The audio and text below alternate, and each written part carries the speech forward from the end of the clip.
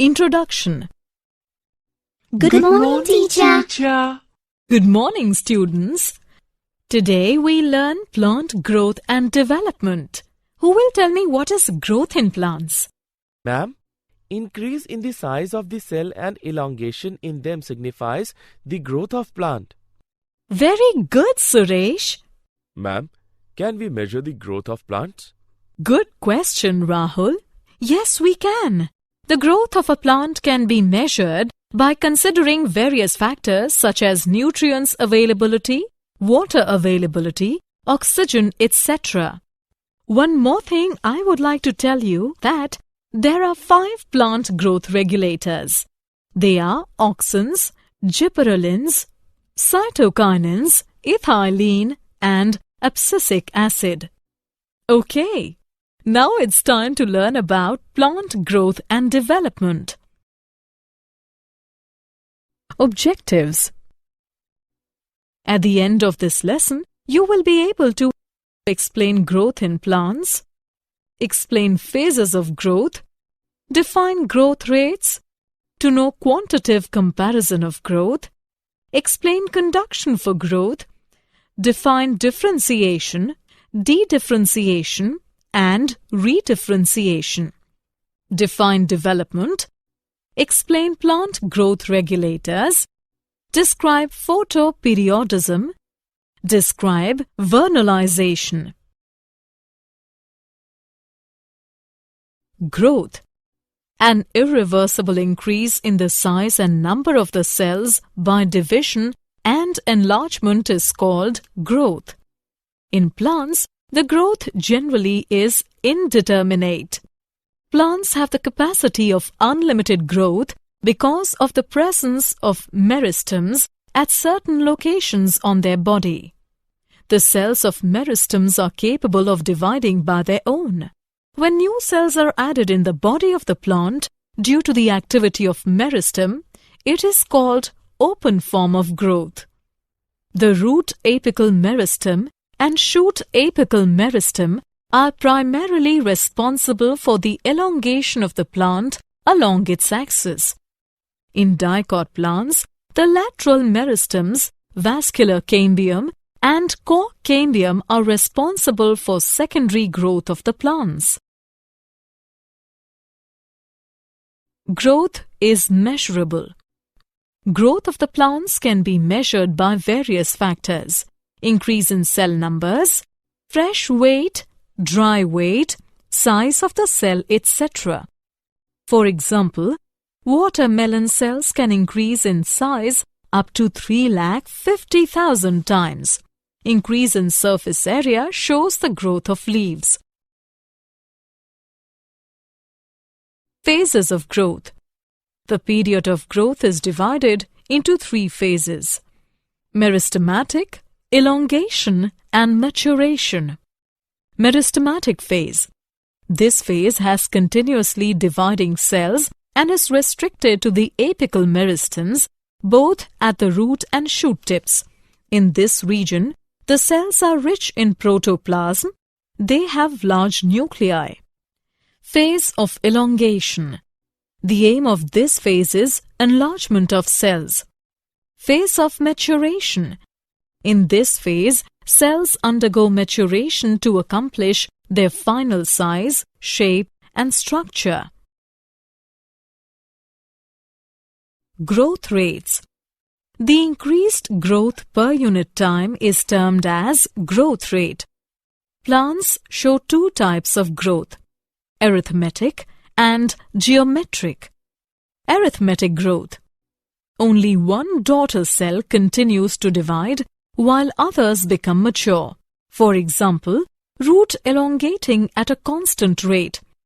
Mathematically, LT is equal to L0 plus RT, where LT is equal to length at time t, L0 is equal to initial length, R is equal to growth rate. On plotting length against time, a linear curve is obtained. Geometric growth. Initial growth is slow, followed by a rapid increase in growth. followed by a phase where growth slows down. All cells, tissues, and organs typically show this type of growth. Mathematically, W1 is equal to W0 into exponent RT. W1 is equal to final size. W0 is equal to initial size. R is equal to growth rate. T is equal to time of growth. E is equal to base of natural algorithms. Quantitative comparison of growth. Two ways to compare growth quantitatively are absolute growth rate and relative growth rate. Measurement of total growth per unit time is called absolute growth rate. An absolute increase is shown in the areas of the leaves A and B to form leaves A1 and B1. Growth of given system per unit time is called relative growth rate. In the given figure, both leaves increase by 20 centimeter square, but a relatively greater growth has occurred in leaf A. Conditions for growth. The conditions necessary for growth are nutrients. Enough supply of nutrients is necessary for synthesis of protoplasm and act as a source of energy. Water. An adequate supply of water is essential for growth. It maintains cell turgidity, which enhances growth. It also provides medium for enzymatic reactions. Oxygen. It is vital for respiration and for release of energy. Temperature.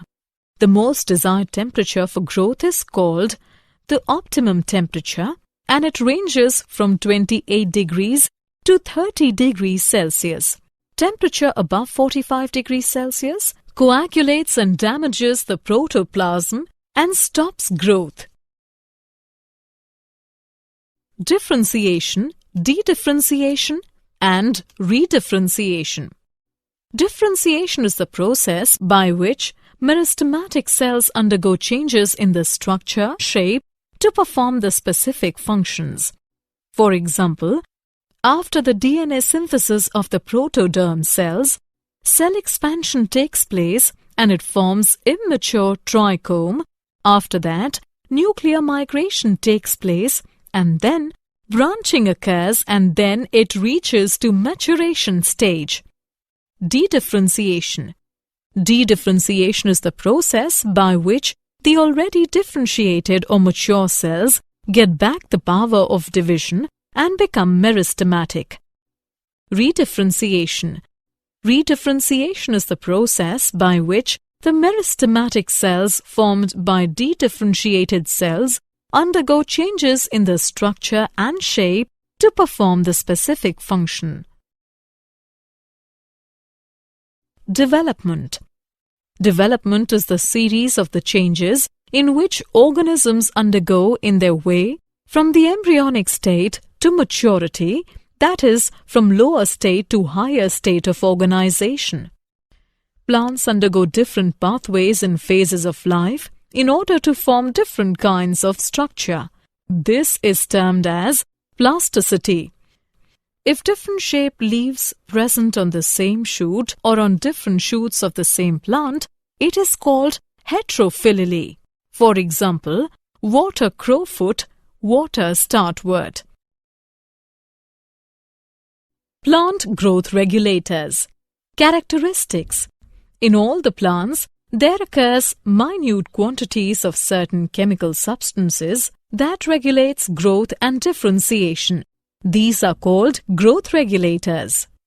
A growth regulator may be defined as an organic substance produced naturally in plants controlling growth and other functions at a site remote from its place of production in minute quantities.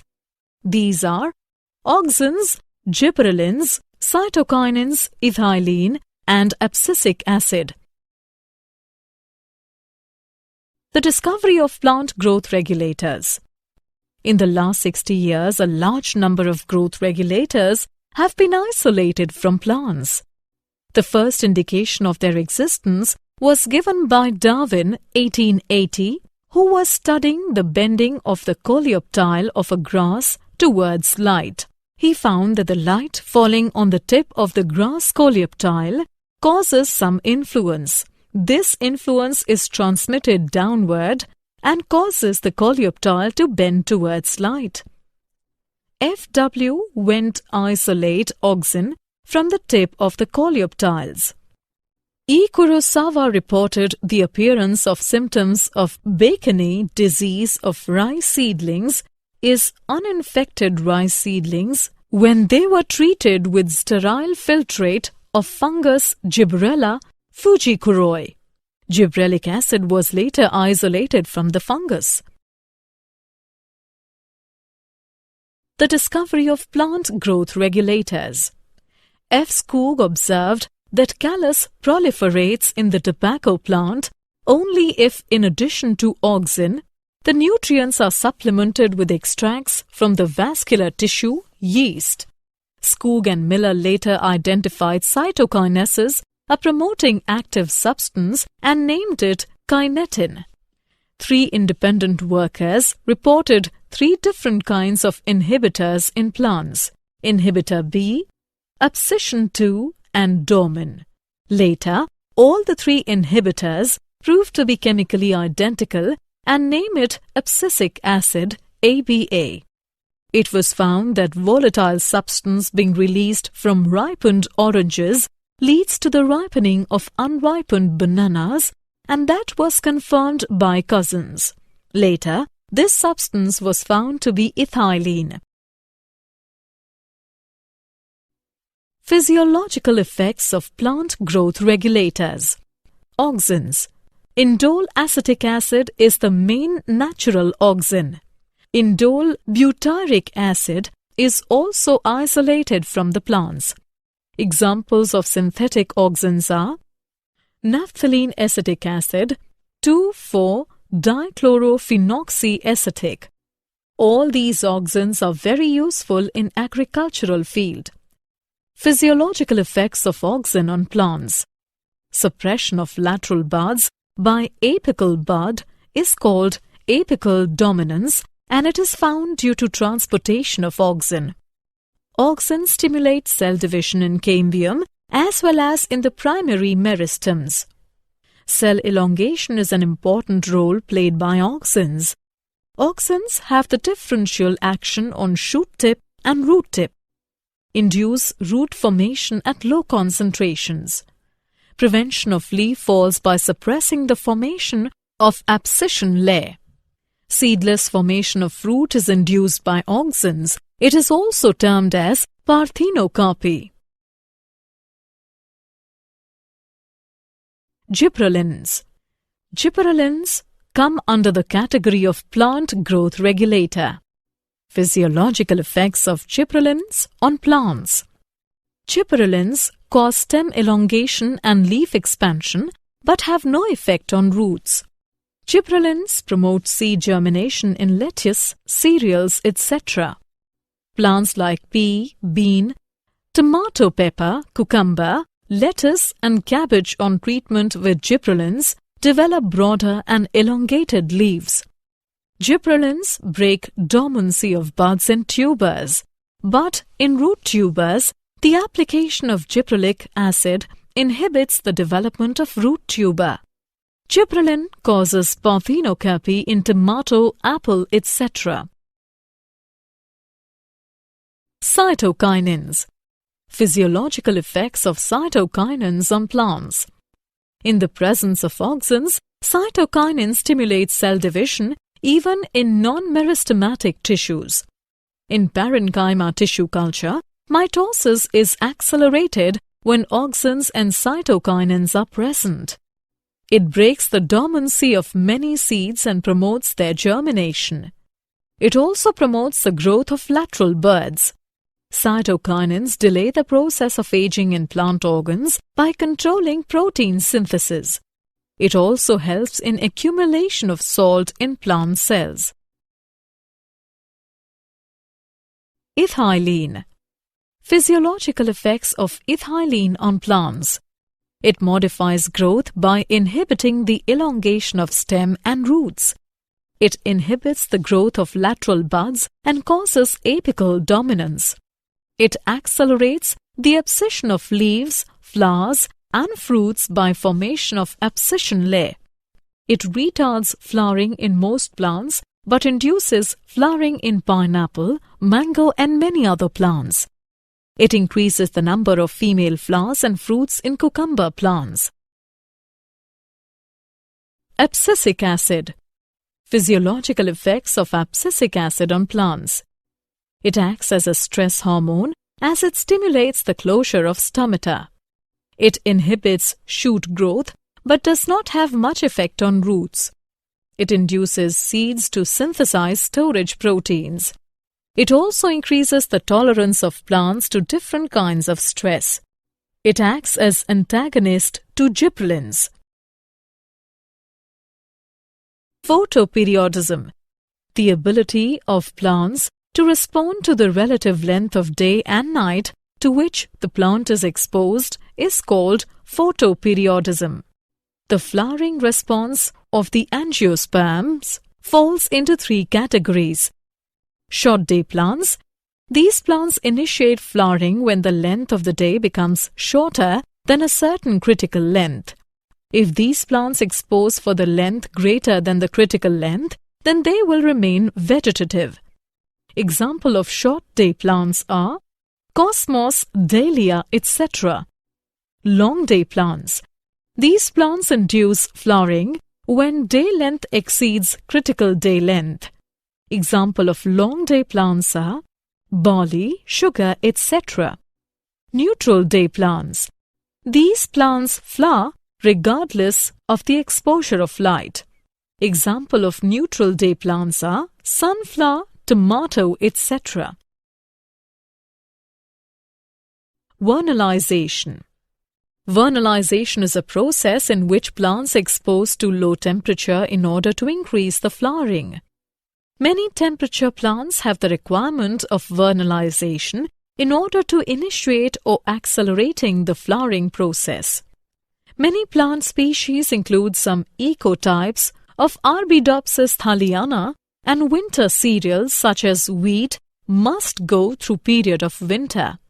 Many biennial species have the period of vernalization, which can vary in temperature. Did you know? Lateral root develops from pericycle. GA3 induces the mRNA synthesis for alpha amylase enzymes in allurone cells.